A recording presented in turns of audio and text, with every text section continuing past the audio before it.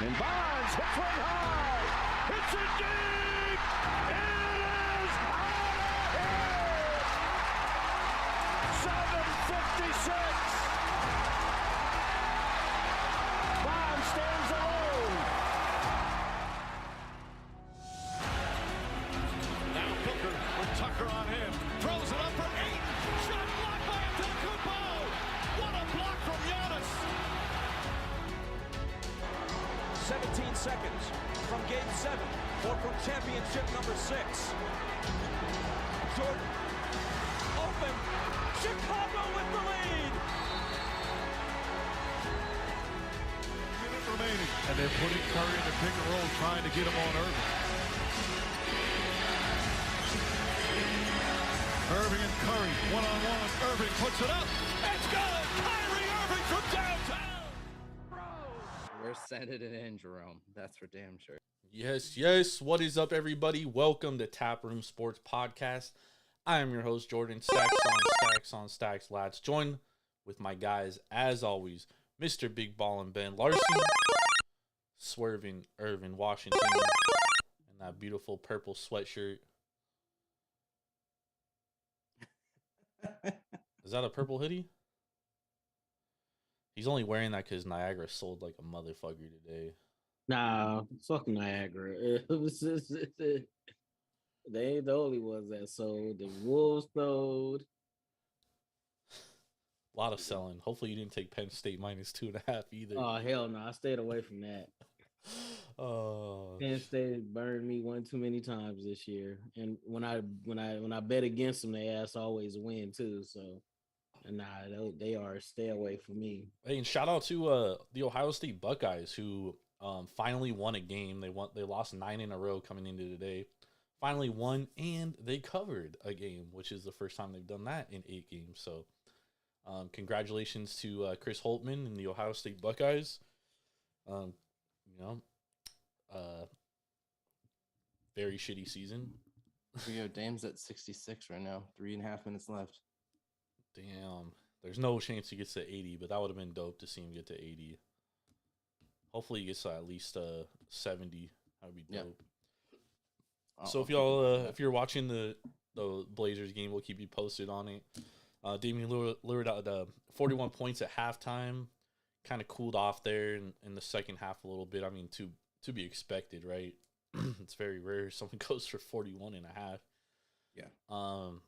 But the Rockets fucking suck, and been a lot of dog shit NBA play lately, to be honest. Anyways, how we doing tonight, fellas? How we doing?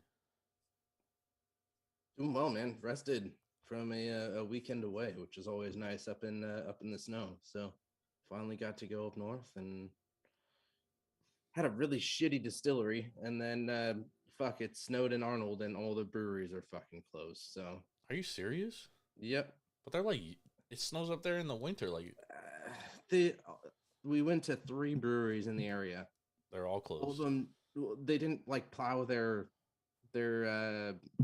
driveways, so you can't, or their parking lots, so you can't even get in. So one had a big closed sign handwritten on the door. One of them just all lights out. The other one, who knows? You couldn't even fucking walk up because it's on a big highway. So I was like, really? So we went to this distillery and it was trash. Oh man, that's very disappointing. Yep. That is very disappointing.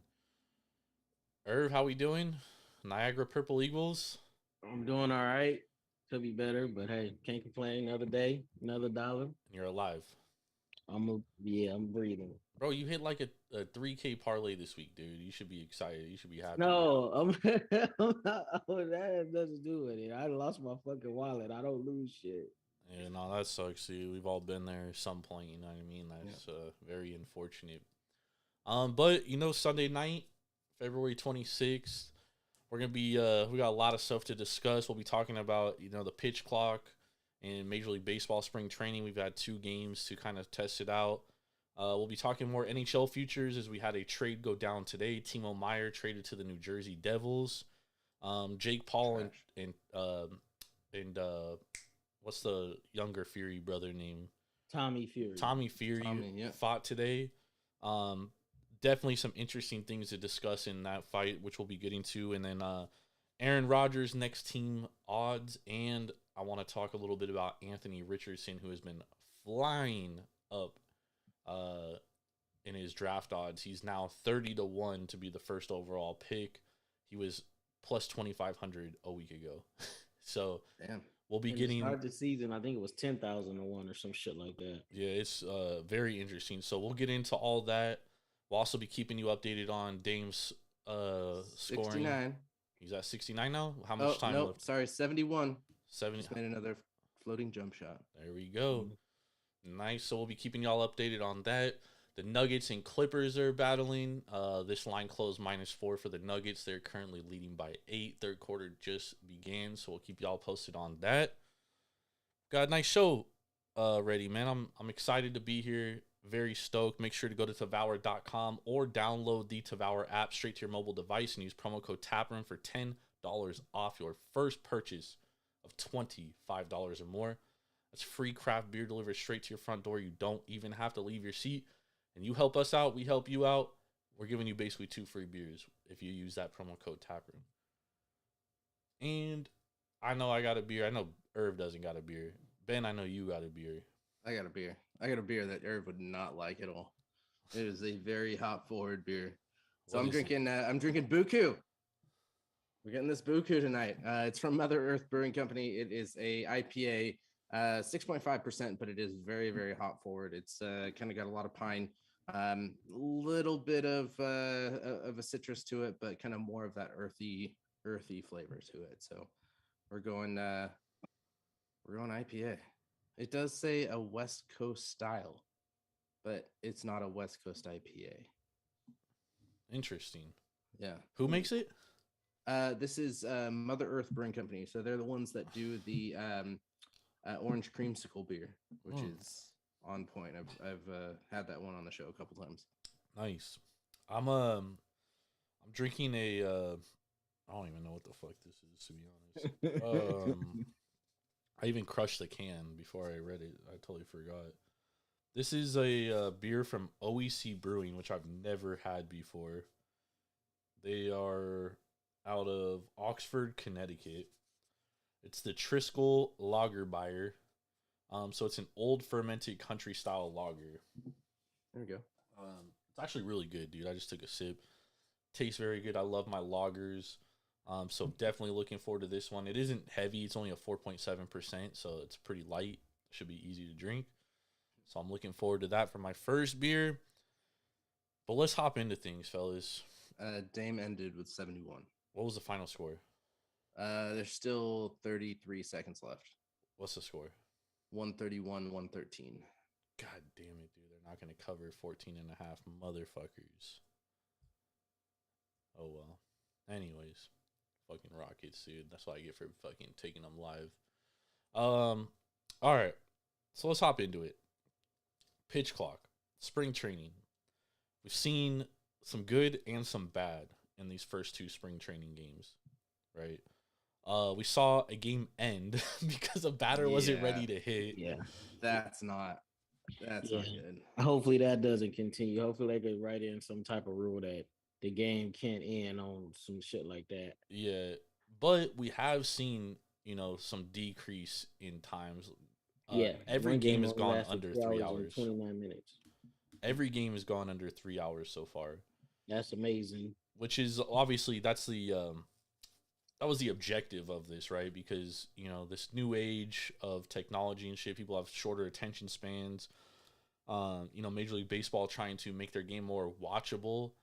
Kind of tired of the pace of play. First of all, what's your guys' thoughts on the pitch clock and B the state of the game and its time?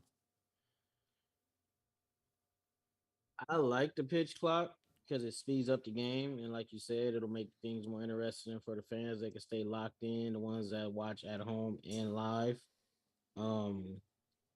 Yeah, you don't want pitchers taking 15, 20 seconds just to throw down one damn pitch. You don't want a hitter to keep taking timeouts because they feel like the pitcher's taking too long trying to psych each other out. So think if it's all it all comes in handy with the sportsmanship and trying to modernize the game of baseball.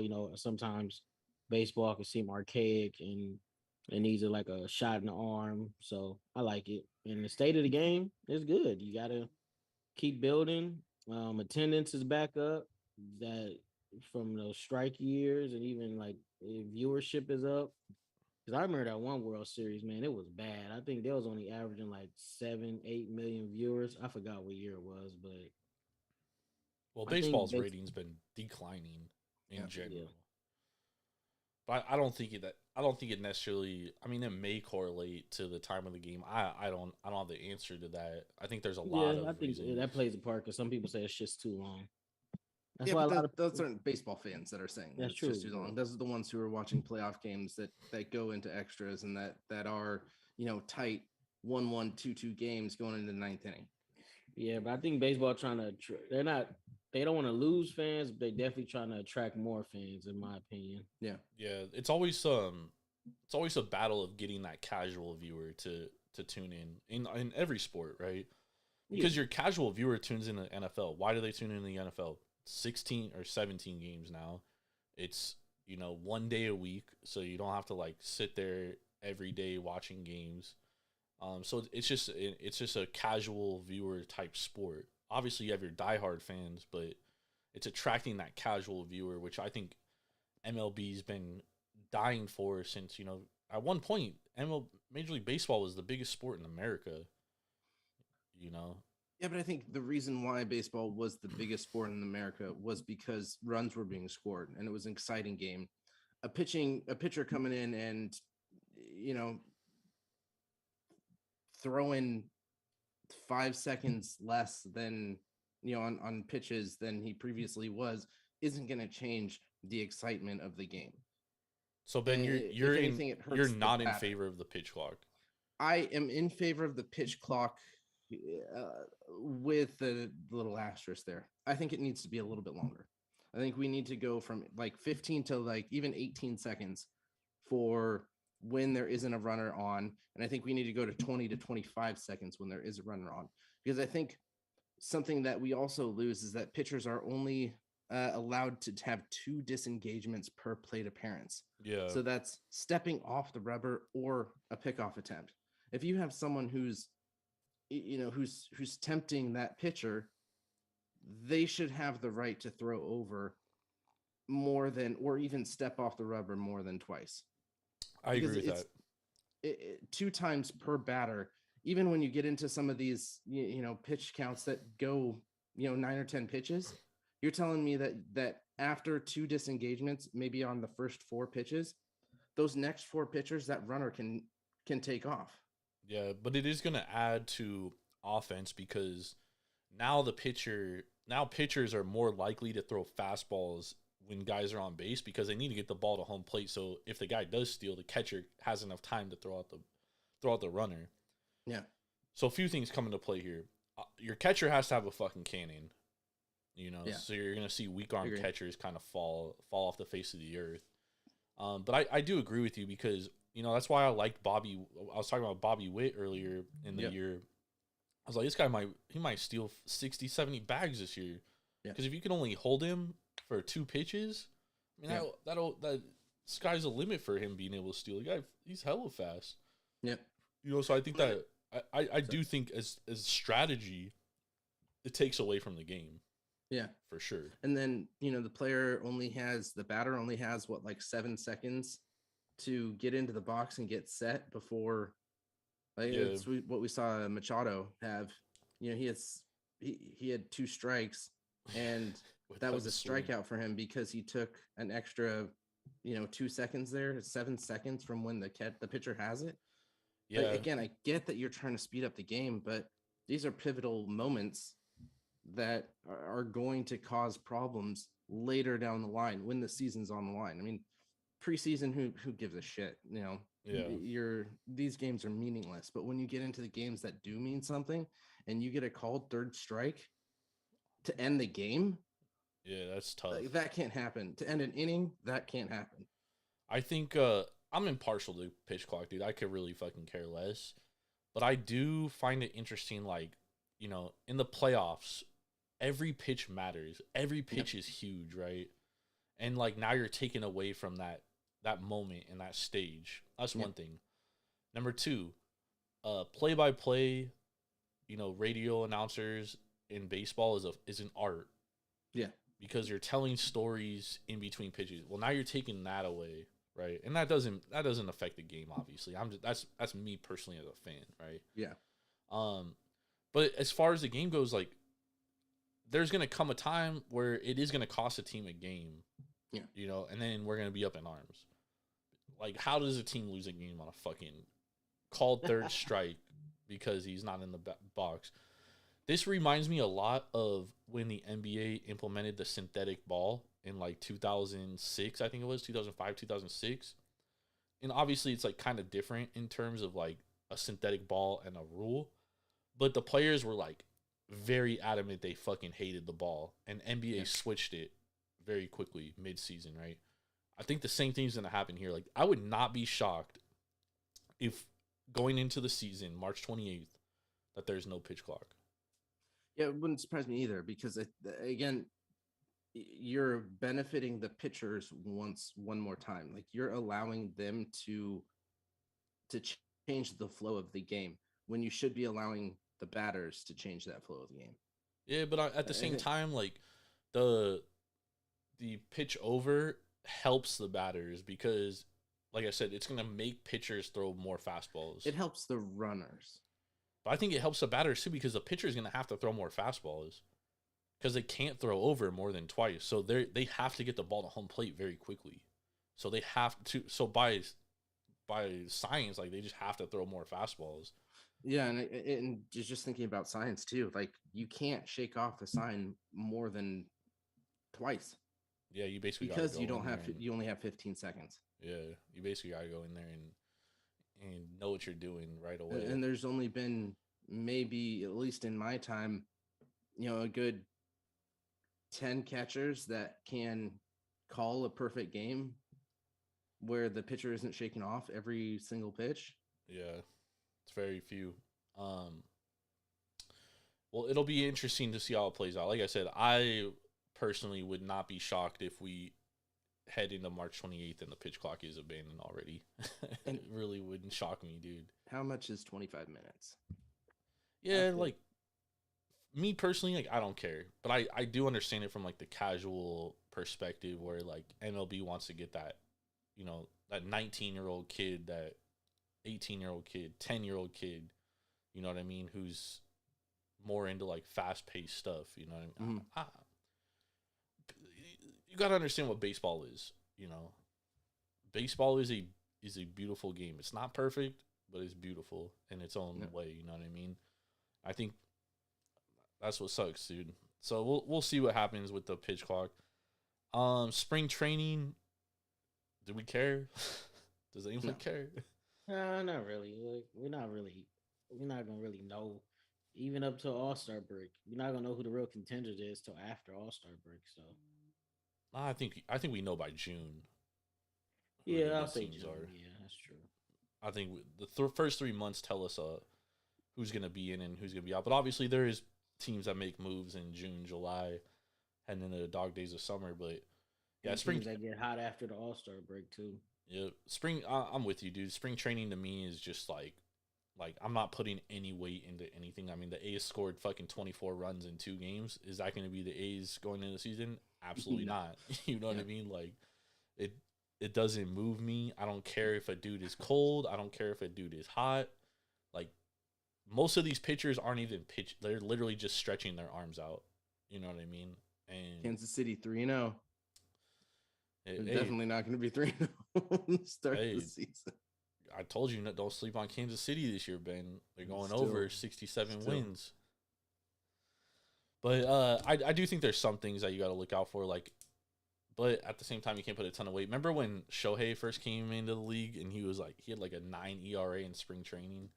Everyone was like, "Oh, he's gonna be shitty, blah blah," and then he fucking goes out and pitches like a fucking ace. Yeah, I don't really think you can take any account into baseball until you have those starting lineups set. Yeah. Because there's so many young kids that are coming in just to get some experience, any experience. And I mean, a lot of these kids are going to be, 3-4 years out, and they're just getting them at bats. So Yep, getting their feet wet. yeah. That's what you got to do. So all right, April 1st. That's what we got to worry about. March 28th. March 28th. There we go. I believe that's the first game. Sounds right. All right, let's move on to Jake Paul and Tyson Fury. So the fight goes down today, 8 rounds in Abu Dhabi. Jake Paul closed, I think, pretty much everywhere, like minus 165, minus 170 favorite. Big part of that is because, people like me think this shit's all rigged. You know what I mean? I was messing with Irv during the fight, and I was like, dude, they're gonna find a way to give Jake Paul this win, dude. I'm just waiting for it, bro. Well, and one of them tried. Yeah, one of the judges tried. Even the announcers were like, "Oh, this is Jake Paul. I think that knockdown changed everything." And I'm just like, dude, what fight are you guys watching, bro? Like, this dude got dominated for 6 out of 8 rounds, and I mean, even in the 8th round, aside from that knockdown, he got fucking dominated, dude. Like, what are we doing here? But I mean, like, what was your guys' thoughts of the fight, aside from Tyson Fury winning? His name's Tommy Fury, Tyson Fury? Tommy Fury. Oh yeah, Tyson's his older brother. Yeah. Tyson is his big brother. Yeah. So what was your guys' thoughts? Because I, for one, was absolutely shocked. I thought they were gonna call it a draw, dude. Yeah, I thought it was gonna be a draw. It was a good fight. No, it was not a good fight. Stop it. No, it was a good fight. I watched 7 of the 8 rounds. I didn't watch the 8th round because I had to click off and start watching something else. But watch some good old XFL. But no, it was a good fight. You could tell Jake got a lot better. He actually proved that he can hang with a real boxer. Tommy Fury's jab and his counter punching were probably what gave him the fight. But if Jake threw more combinations and put more punches together, I think he could have knocked him out, because you could tell that his power was really affecting Tommy Fury. Every time he hit him with something that actually landed, it actually did a good amount of damage. So, but good fight. They both took some good shots. They both got a pretty good chin. Tommy just has no power. He's a boxer. But the reason why he beat Jake, like you said, like Eli was talking about it, he has more experience as a boxer and like more skill as far as counter punching, defense, stuff like that. But if Jake stays in the lab, he might be able to win a rematch, but he would have to win by knockout by accumulating more punches, because that's the reason why he lost the fight. He didn't throw enough. He landed the bigger, cleaner punches, but he didn't. He wasn't active enough to get the fight on the cards. Plus, he got deducted 1 point.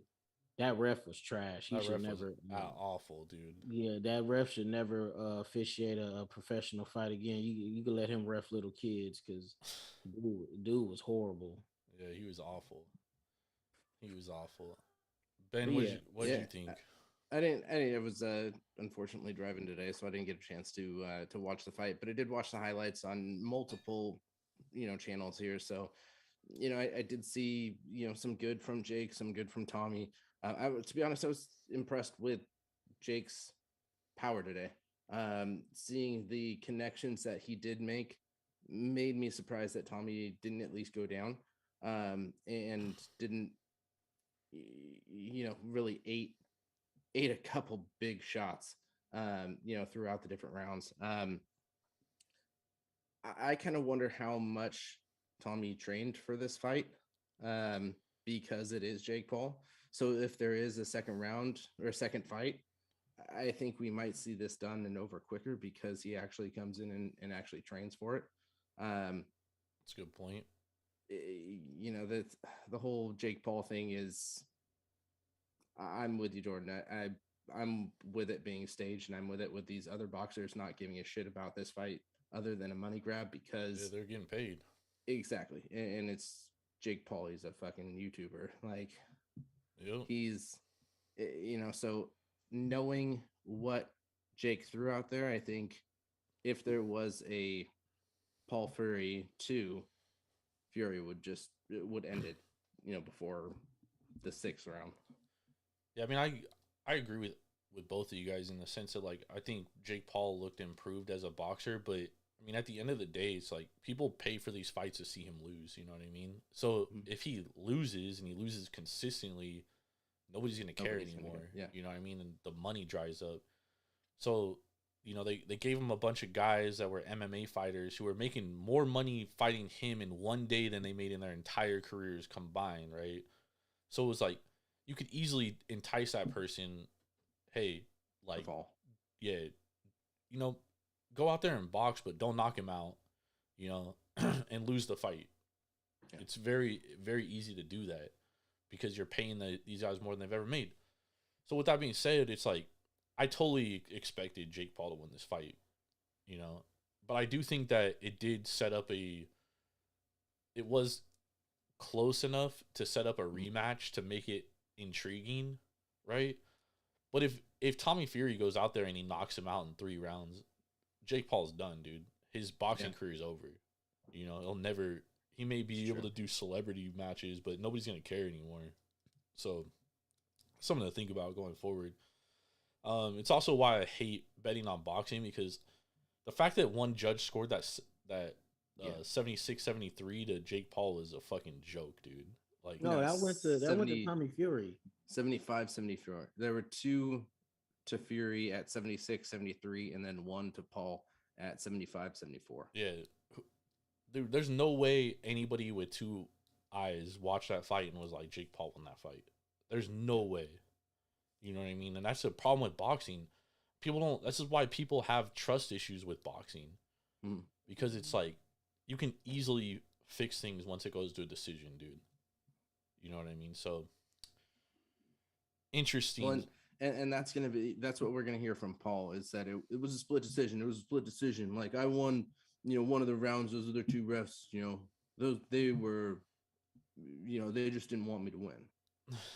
That's all we're gonna hear. I fucking guarantee it. Well, he was making excuses right after. He was like, "Oh, I was sick during my training. I got hurt a couple times," and this is before his pre-fight interview, and he's like, "Oh yeah, I'm ready, dude. Like this, I've trained really hard and all this shit." So I don't know. The dude's kind of a clown, but whatever. That's to they be both expected. are. Him and his brother. Yep. His brother's even worse. Yep. All right, let's move into let's talk some Aaron Rodgers, dude. So Aaron Rodgers, I don't know where Ben went. Aaron Rodgers comes out of his fucking his darkness, smoking crack, and he's back. He said like he hasn't like, or he made a decision, but he hasn't, like, who knows what the fuck he's doing, dude. But we have odds on his next team. These are courtesy of DraftKings. So the Raiders right now -390 favorite. Green Bay +300. Jets +600. Where does Aaron Rodgers, if Aaron Rodgers plays football next year, where does he play football? Probably in Green Bay. I was surprised to see Green Bay at +300. Not gonna lie. Why is that, Irv? Because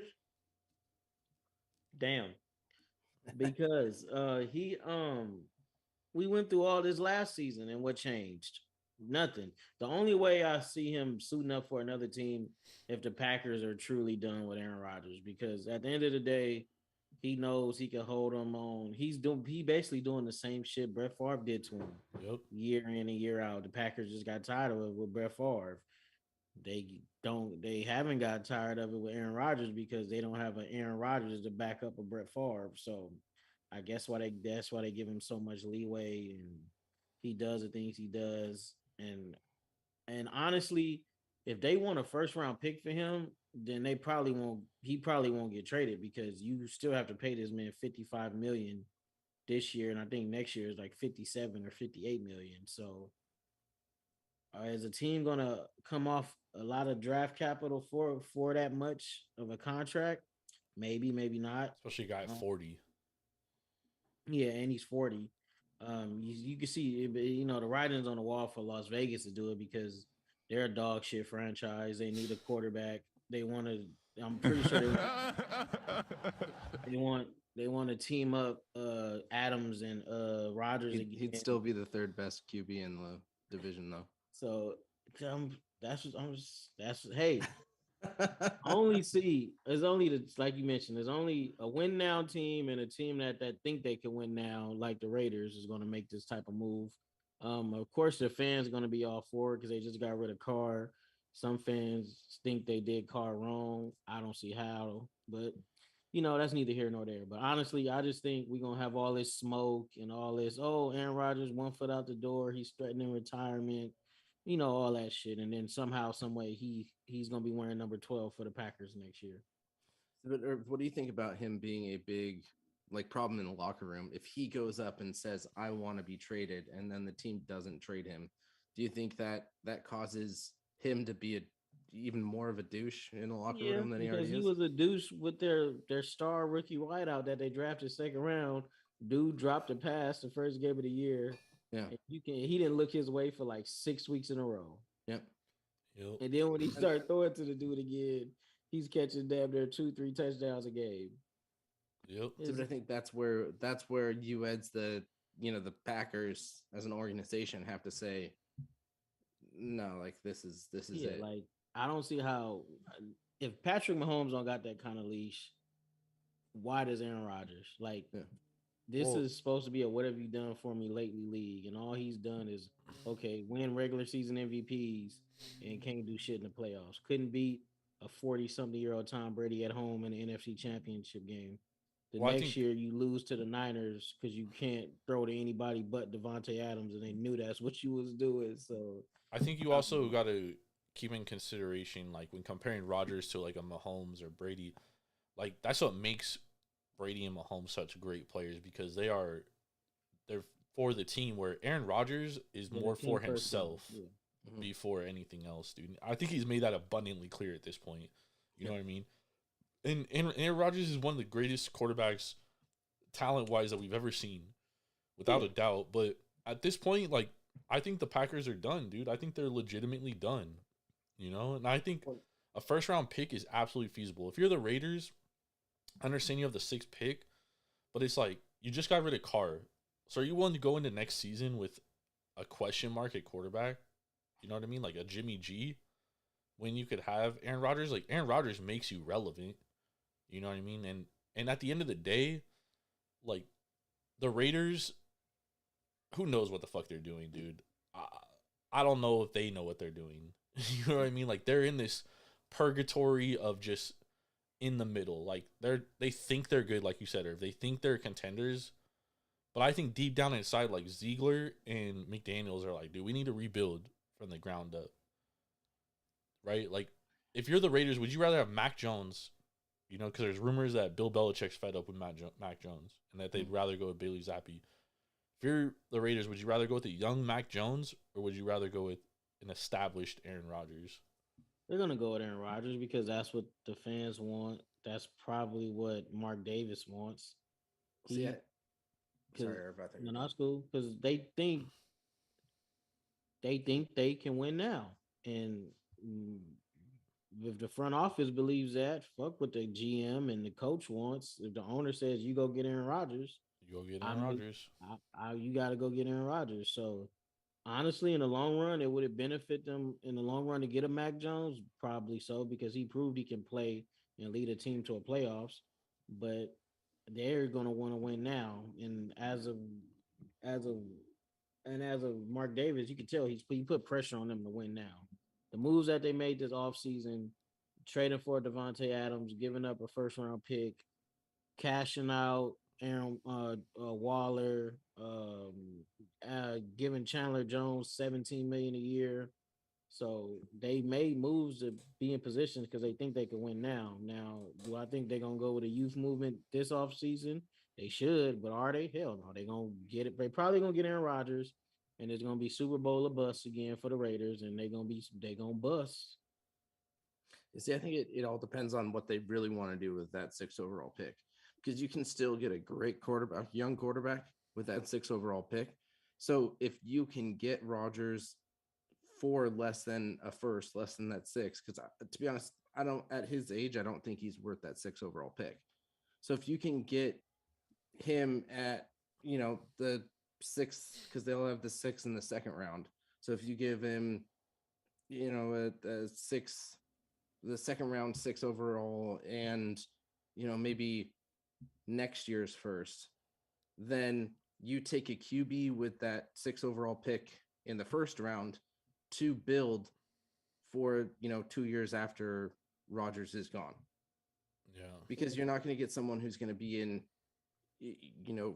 game ready at that 6 overall pick.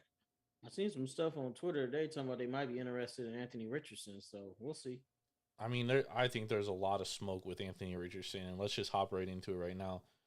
So Anthony Richardson a week ago, plus 2,500 to be the number 1 overall pick. As of today, he's plus 300. So 3-1. We've seen a lot of movement. Obviously, CBS came out with the mock draft during the week. Pat him pegged at number 1. There's scouts quoted saying that he has like some of the best physical tools they've ever seen, which I see, I get, but all you have to do is put on that Florida State tape, and like I don't understand how a scout could sit there and sell to me or anybody like this guy is number 1 pick caliber, dude. Basically, he's trying to sell him as the next Cam Newton, pretty much.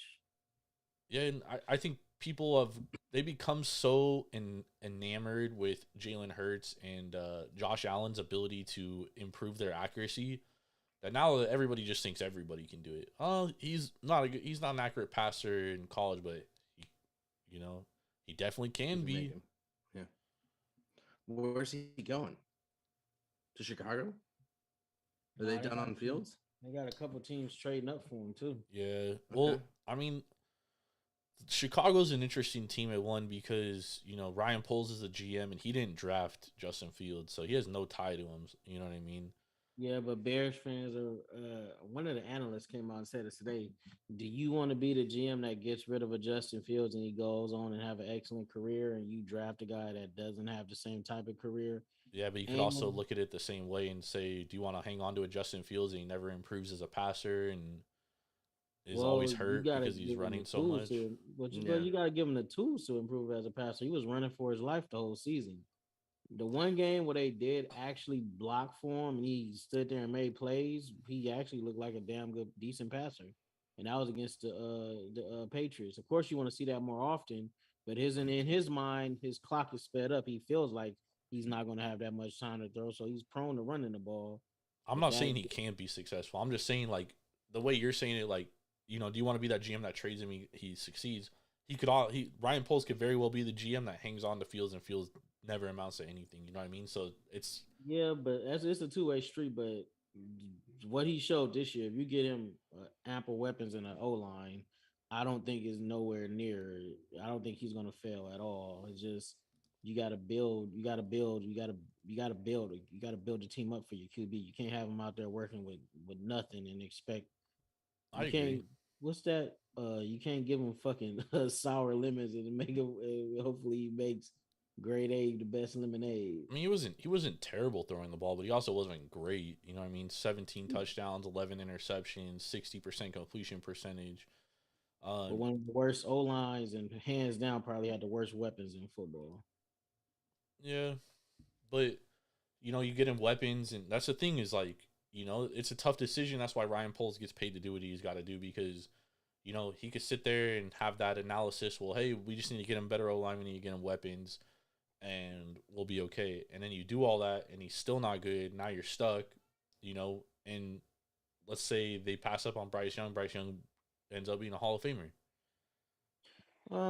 We'll see. It's very nip and tuck, but if you put on Justin Fields film from college along with Bryce and CJ's, is right there with both of them. Plus, and he's a run threat, so it's all coming out. They're all good prospects. It's just, does he fit what the Bears want in their future QB? That will be we'll see how that works out. But honestly, I just think you give him either you take Jalen Carter or Will Anderson number 1. Or you get you a hell of a package trading that number 1 pick. See, well, there might not be that package available. Well, honestly, all you would need is that team's first this year and the first next year, and maybe a second or a third. You're not getting 2-3 first round picks for trading up for a number one pick. I think those days are pretty much over with. Yeah, yeah. No, it'll be interesting. I don't think that Chicago should rule out. Like they need to keep all their options open, you know. And if they, as a front office, think that they can win more games with Bryce Young, then they should make that move. You know what I mean? And trade Justin Fields. If they think they can build around Justin Fields, then trade that number one pick for what you can get.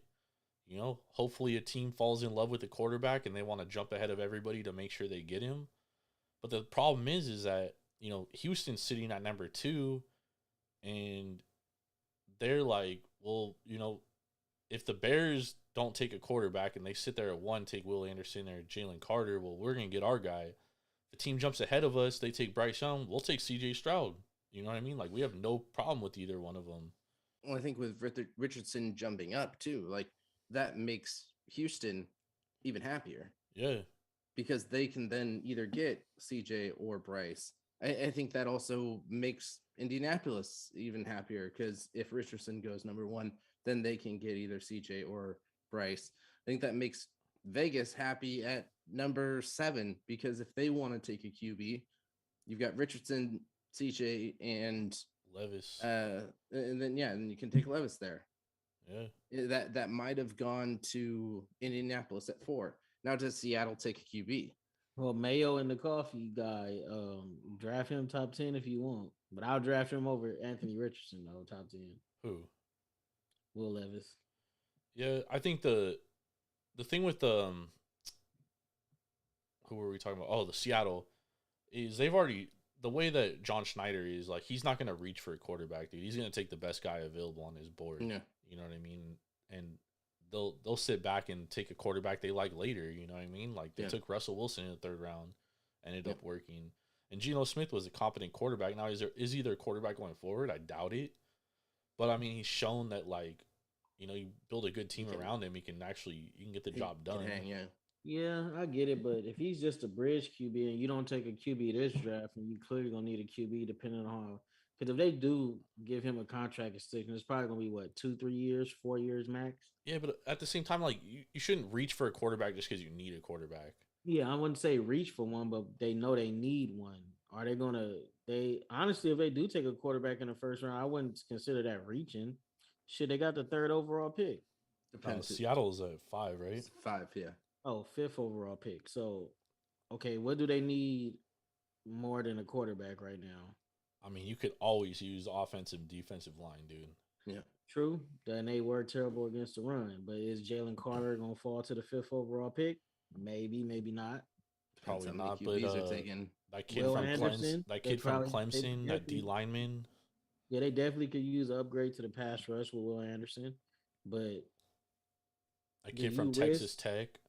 Well, do you risk having a mortgage the future in 2024? Because we know the 2 quarterbacks that's coming out in 2024.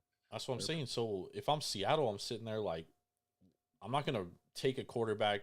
Like, what I'm saying is, like, if you're sitting at the 5th overall pick, right, and you have Bryce Young and CJ Stroud as top 5 picks, and they're both gone, and then your next quarterback you have rated at like 30, like, there's no reason to just take that quarterback because you're sitting there and you need a quarterback. Quote unquote need a quarterback.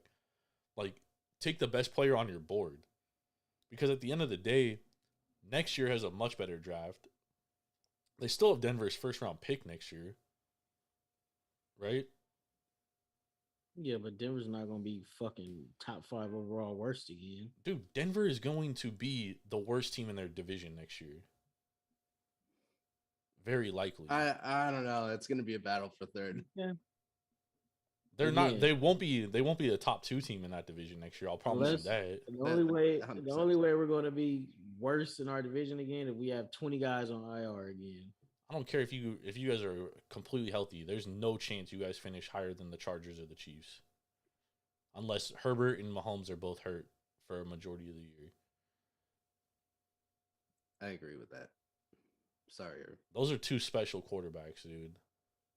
It just sucks that Herbert just lost the game 27-0 in the playoffs. So it's not his fault. He don't play defense. He's a good quarterback. I wouldn't call him special. And they lost to Denver the game before the playoffs. So yeah. Give me the Chargers, Upgrade in baby. coaching, we're gonna be just a-okay. If Russ turns back to anywhere near the Russ we knew, Russ is old. I'm confident that he won't, dude. I'm very confident that he won't. Yeah. He'll be better than last year, but he's not going to be the old No, Russ. I've been all on we this need is- Russ's all cook we train need- for 2 all we years. need is him to be better than last year because we got the hands down. We got the best It's not defense in hard. the division. Yep. Good luck. But anyways, Seattle will still have a good pick. Even if they suck, they'll have their own pick, right? And then they can use that to draft a quarterback. That's the thing is like they have it doesn't benefit them to be good next year. And they still got to go against the Niners. The Rams probably won't be that good next year. Well, if they overachieved this year, They and definitely people think overachieved. they're gonna be, if the people think they're gonna be better, and people are gonna think they're gonna be better next year, then they might play themselves out of position to draft one of those two quarterbacks. Yep. I don't think And they then overachieved. they would have to again. mortgage their future. Well, I think looking at, there's been a lot of good quarterbacks coming out the last couple of years. I think that's something that, you aren't going to have as many teams next year looking for QBs. I think that there's going to be kind of a kind of highs and lows of this. And, next year it's going to be even less teams. The year after that, maybe there's only one or two teams looking for that top level QB, because you've got what, 4 QBs come out of last year's draft, or sorry, 3 QBs come out of last year's draft, 4 from the year before. I feel like there's always like 2 or a 3. handful of teams that could upgrade. Like, for Yeah. example, the Giants, right? Let's say they franchise tag Daniel Jones, and he had a good year last year, but was that an anomaly? What if they take a step back? You know what I Well, mean? he about to get paid, so Apparently they're. I mean, I doubt the Giants pay that man $40 million. I think they just franchise tag him, play him on the franchise tag. If he sucks again next year, they let him loose, and then they have a chance to get a better quarterback, right? Lions and Vikings are going to need a QB. Yep. Colts are going to need, well, they're picking theirs up this year. Titans are going to need a QB.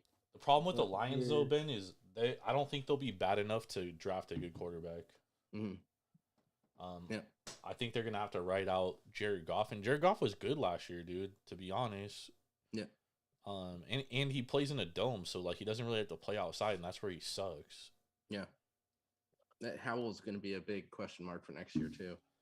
Yeah. Does Washington need to take a QB? Yeah. And I think there's some good QBs late in the draft this year too, which nobody's talking about. But that'll be interesting. Anthony Richardson going number 1 though. A GM does that, he's losing his job in 3 years. I can promise you that. I will eat crow if Anthony Richardson ends up being a great quarterback. I watched that Florida State game, dude. I've never seen a guy. He didn't complete a pass for 3 quarters, dude. 3 quarters. Yeah. That's crazy, bro. yeah, that's bad. That's insane. So we'll see what happens there. All right, let's dig into some NHL futures, Ben, before we get out of here. And Irv, we had some movement obviously because the Devils just traded for Timo Meier. They're now 4th in Stanley Cup odds. So New Jersey opened the season 75-1 to win the Stanley Cup. They are now down to 9-1. Yeah. Damn. And it's crazy because some books still have because this trade hasn't fully become official yet. There are some books that still have it at like plus 2,000. If you see it at plus 2,000, take the shit and run. Yeah, So run to Caesars and put that bet in. And you've got BetMGM at plus 1,400. FanDuel has them. FanDuel's online. They have it at plus 900, which is that 4th overall. Points bet plus 10-1, DraftKings 13-1. Yeah. So it's gonna be big for them. I get why they made this trade. The Sharks made this trade. For I think I have the conditions too. Let me pull that up. So it's 2 first rounders, and that's the big thing on this. So conditions are if they make the Eastern Conference Finals this year or next year, it becomes a 24th first rounder. If it's a top 10 first, then it becomes a 25th. So, well, there's no way they're gonna finish with a top 10 overall pick this year. Or next year. Oh, or next year. Yeah. So, it's interesting. I mean, the big thing is Greer gets to get the team he wants. Yeah, he gets to draft. He gets to draft. I mean, this is potentially 4 draft picks. Who knows what they're going to do with Eklund? If they, with the way that Eklund's playing right now, you could probably get a first overall for him. They're not trading William Eklund, dude. What? They're not trading Eklund. I'm sorry, not Eklund. Carlson. Sorry. Carlson. I was gonna say, bro. They're not trading Eklund. Sorry. I don't know why I had. Now he's gonna get called up though, for sure. Oh yeah. But so if they can, the way that Carlson is playing, there we go. If they can get another first round pick and have 5 first round picks, problem with Carlson though, Ben, is he makes so much money. Yeah, you're gonna have to retain, but again, if you can get a first, you're willing to retain that money. So what's the rumors on Carlson? Is it who's interested besides the Oilers? There's a few Oilers. Surprisingly, the Senators want him back. Why? They have no chance of making the playoffs. To build, he's a really good defenseman, and that's something that they need. They're very, very short on defensemen. So, and they have a lot of capital, draft capital. So, it's a possibility there. I've heard Pittsburgh is in the talks for it. It's interesting. So, I mean, the Sharks, I think it's going to be 2 or 3 years of what the Kings were doing, but we'll get to where the Kings are now. In a couple years, especially if we can squeak out that first overall pick. What about the Kraken? I don't think they have enough experience. The Kraken are cracking. They lost fucking 5-1 today. Who'd they play? They played Toronto. Dude, they're 3-6-1 in their last 10, bro. They are fucking stumbling, fumbling, and rumbling. Yeah, I just don't think they have enough depth for the playoffs. The cracks in the armor are starting to show. When they lost that game to Winnipeg 2-1, I'm like, yeah, bro, they in trouble. Because Winnipeg are on a fucking tailspin too. They lost to the fucking what's the names today? Who? They lost to the Islanders today, Winnipeg. Well, Islanders are good though. They ain't that damn good. They shouldn't be beating them on the road. Well, the Jets are. I mean, they're in playoff contention, but yeah, they're struggling. 4-0 today. Islanders beat them at home 4-0. I mean, the Blackhawks are fucking won 5 in a row, dude. they might at this point they might make the playoffs. I love it. Do it. Do it. Shit. Take it. Drop San Jose down, please. Only 4 points. Oh, because y'all motherfuckers keep winning too. So I don't know who's trying to get the number 1 pick. I don't know. Columbus. Yeah, no, it's Columbus, Ducks and Sharks right now, and Blackhawks. Yeah. They're all battling, but it's ping pong balls, dude. Right? It's a lottery. Blackhawks versus the Ducks tomorrow in San Jose. I mean, in Anaheim. Damn, yeah, hopefully it's the lottery, Ducks so win. you're just getting percentages. But you've got Chicago on a 5-game win streak, 6-3-1 in their last 10. You've got Anaheim on a 2-game win streak, but they're 3-5-2 in their last 10. The crazy thing is like the Sharks don't even have a bad point differential either. Their goal differential is only -44. Yeah, but I think with Timo Meier going, they're gonna sell off everything, this week. Got traded to Atlanta on Friday. I think that drops them. Timo definitely drops them down. A huge mix. Y'all traded him, right? The Sharks traded him, right? Yeah, but the problem is you call up William Eklund, who's hell of a player in his own right. What if they start winning games? Dude, that's my concern. To be honest, I don't think they're going to call up William right away. You're going to wait a little bit longer to keep his rookie status. Gotta get his feet wet though, Ben. Yeah, he's still a super young kid. He's playing with a bunch of big guys. So. Man, y'all don't deserve Bedard. So hopefully, fuck out of here, man. What the fuck? Yeah, the Ducks definitely don't either, though. So hopefully that'd be even worse. Hopefully, he finds his way to LA. That'd be bad for all 3 of us if Anaheim picked him. So yeah, Bedard have to 2 the of Kings. us win. Let's get it. Yeah, But they're you're not in going to the fucking- King. How the fuck the Kings? The Kings are fucking second place in the Pacific Division. How the We fuck gonna are they gonna trade- get? We gonna trade 4 first rounders for the first overall Bro, pick. It's like Wembanyama this year, dude. You couldn't even offer a team 8 first rounders to trade for Wembanyama, dude. What does he have? Like 120 points in 43 games or That's something like that? Yeah, it's crazy. unreal, I saw dog. that shit on Twitter. I'm like, bro, that's crazy. Yep. It's unreal. Insane. He's a franchise changer. Whatever team gets him changes their entire trajectory of their franchise. Yep. Yeah.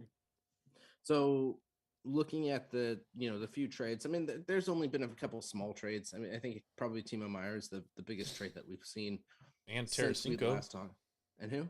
Tarasenko. But Tarasenko was but traded before. That was the beginning of February. That was a little while ago. Yeah. So that had already happened since we talked. What changes do you think have really helped or hurt any of these teams other than New Jersey, moving them up to plus 900? Well, I'm shocked. I'm shocked the 404. Devils are ahead of the Rangers, Ben. Yeah. Because the Rangers have the better goaltender. Shit, the trade Maple Leafs made is paying off. I think they ain't lost a game since they made that trade. What's their record? Maple Leafs. Yeah, they're Yeah, on a they've won 3-game 3. win streak, 7-3-0 in their last 10. Boston's on a 6-game win streak. Man, Boston only Man, has the 8 Stars losses, are, dog. the Stars are struggling, bro. Yeah, they I do like what they did. When was this? Yesterday? Was it yesterday? The 26th. Picking up Dadonov. He's a good old defenseman that can be your number 6 guy and provide that veteran presence. Man, we don't really believe in the Stars, though, do we? No, we don't. But I think the Stars can make it. No I do. way, Ben. Over Man, who? Over look, Colorado? The last 5, dude. The last 5. Yeah. They lost to Boston at home 3-2 in overtime. There's nothing wrong with that. Then they lost to the Minnesota Wild 2-1. They lost to the Blue Jackets 4-1. They were up 3-1 on the fucking on the Blackhawks. They gave up 3 goals. Yeah, I mean the Blackhawks are playing out of their mind right now. Yeah, Oh, they blew it. What was that? There was a 4-0 lead or 3-1? 3-1. Yeah, that's I think insane, it was 3-1 bro. or 3-0, and they lost. But it was the game of 4 that Chicago was up 4-0, or Chicago was down 4-1, I think, not 3-1, 4-1, and came back to win that game. Yeah, man. When you're that good of a team, I mean, they're still in first. They're still in first in their division. I mean, Yeah, it's hard to knock them, but the Wild and Avalanche are both playing great hockey right now. Which, if I'm a Stars fan, I have concern. You know what I mean? Because we're slumping, and those two teams are playing good, and the Avalanche have been hurt all year, right? So it's like they're getting healthy, and here they come, and they have Stanley Cup pedigree, right? So where was Good Colorado game. last week when we talked about them? I don't They won remember 5 what in a their row. numbers were. They won Yeah, I 5 know. in a row, and they got a big game tomorrow at home versus the Golden Knights, who haven't been playing pretty hot either. futures What wise odds though, do we Ben, have them? futures wise they've been basically in the same range though. They haven't really Was it moved only that plus much. 700? Yeah, they haven't moved that much. I thought they were like 3rd or 4th. Can I They have s- that plus 900? They still are. They still are 3rd or 4th. They're 2nd plus 700. Well, tied with Carolina. Yeah. But no, they've always been the first in the West. Like they're the Yeah. favorite to come out of the West. Yeah. They have been. Edmonton is 2nd. I don't know why, dude. Edmonton they suck. They cannot fucking stop the puck from going in the net. They've blown so many. Talk about a team that's blown a lot of leads, dude. That's they the Raiders of the NHL. dude. But they also come back from like 4-0 deficits pretty easy too. Yeah, but I can't call them the Raiders of the NFL. Then. No, Vegas 'cause they have is the best- tailed out. They have the best player, And they have the best No, player yeah. in the NFL, and the Raiders don't have nowhere near the best. Well, they got the best wide receiver, but he ain't the best player in the NFL. Vegas actually 6-1-3 in their last 10. Yeah, Vegas is making a run. They just trade for. They just got Barbashev. Oh from yeah, the St. thing Louis. with Vegas, they just struggle scoring for some reason. They ain't been scoring a lot of goals outside of playing trash ass teams. Yeah, Colorado just got Jack Johnson too, who was really good before going to Chicago. He's getting older, but Oh, and they got Jack Johnson back. Yeah. Win today? Yep. I was gonna say because he played last night for Chicago. 20. Yeah, today the 26th. Do Chicago today. trade what's the name? Or is he Kane, still not yet. okay? That's another one where like he makes so much money. I think that's just so hard to move a guy like that.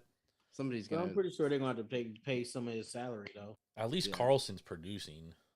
Yeah. So somebody will take Patrick Kane though.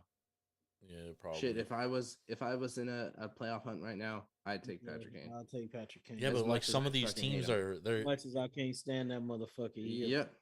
but some of these teams that are contending, like they're already capped out, dude. Like they'd have to move off salary to get him. You know what I mean? And like if you you're can move off salary. yeah, but if you're moving especially- off salary, you're moving off like But especially you got to think like when you're at trade deadline, there's only what 20 games left, so you're only on the hook for that 25% of his salary. So if then he's at 25% of that salary, and then they retain it, then you're only taking on 12.5.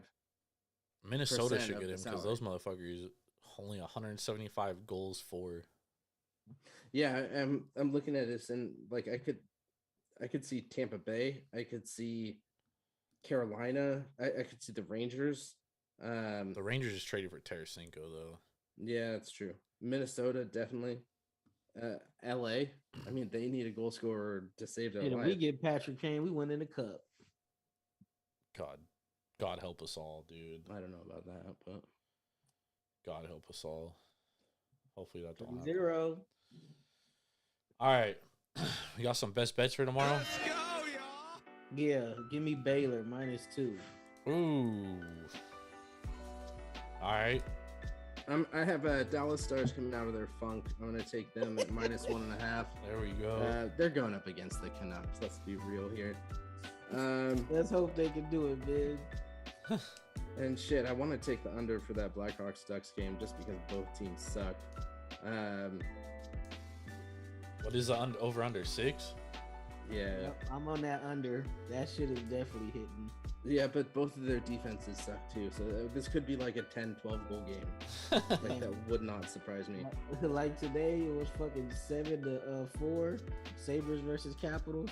Ooh, Both of their games have been 3-2.